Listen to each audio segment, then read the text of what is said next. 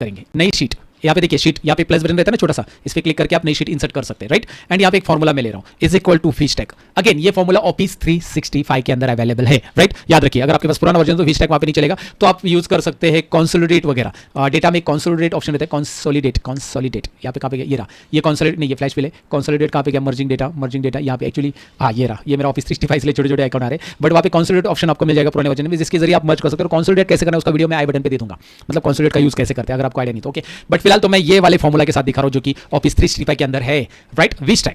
VStack formula vertically data को stack कर लेता है, एकदम सिंपल है। VStack लिखिए, उसके बाद यहाँ पे सिंटैक्स देख लीजिए, array 1 array 2 आपको लेना है। सो array 1 में जाइए, जैन शीट को पूरा सिलेक्ट कर लीजिए, हेडर से लेकर सब कुछ लेना है, सब कुछ पूरा टेबल जैन शीट को कॉमा करना है। लेकिन यहाँ पे फेव में जब आप क्लिक करोगे तो फेव में आपको हेडर नहीं लेना है, हेडर छोड़ के लेना है, क्योंकि हमने हेडर जैन का लिया है और वही हेडर हमें एक साथ चाहिए, तो बस बाद में हेडर की जरूरत नहीं है। तो हेडर के बाद का डेटा लीजिए फेव के अंदर, कॉमा करके मार्च शीट पे क्लिक कीजिए और यहाँ पे हेडर के बाद का डेटा लीजिए, मतलब जितनी भी बाकी की शीट है।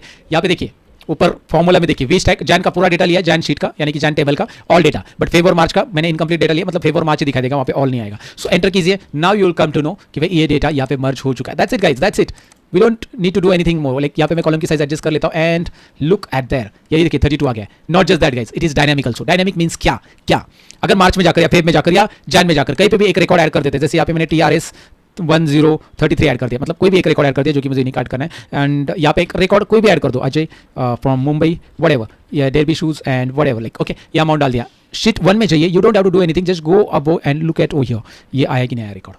देखिए अगर मैं वहाँ से रिकॉर्ड डिलीट कर दूँ, चलो ठीक है, I don't want this record हो गया, तो यहाँ पे मैंने डिलीट कर दिया। शीट 1 में जाकर देख सकते हैं यहाँ पे वो रिकॉर्ड डिलीट किया है, दूसरा कुछ बोल्ड हो गया, मतलब वहाँ पे बोल्ड किया था फॉर्मेटिंग ऊपर की, लेकिन वो रिकॉर्ड 33 वाला यहाँ पे गायब हो गया, बिकॉज वो यहाँ से हट गया। इसका रीजन ये है क्योंकि हमने इसे बेसिकली टेबल में कन्वर्ट किया, और टेबल में जब भी आप यहाँ पे कुछ भी चेंजेस कर लेते हैं that will going to be update automatically over here, right. VStack के अंदर आ जाएगा। Once you append all this data, ये अपेंड हो गया, एक के नीचे एक के नीचे अपेंड कर दिया आपने। So now hit Ctrl A, select कीजिए इसे।